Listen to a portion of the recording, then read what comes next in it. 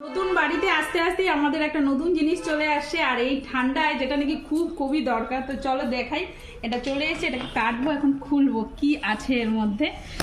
আরে তো নতুন জিনিস আসলে পরে সেটা তো খুলে দেখানোর কিন্তু মজাটাই আলাদা।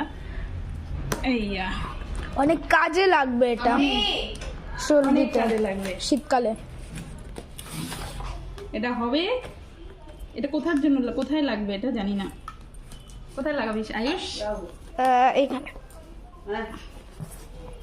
সামান। চলো এই বাবা,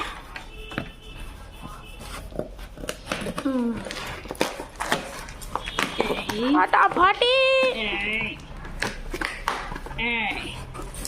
আর চলে এসছে আমাদের বাড়ির জন্য নতুন গিজার।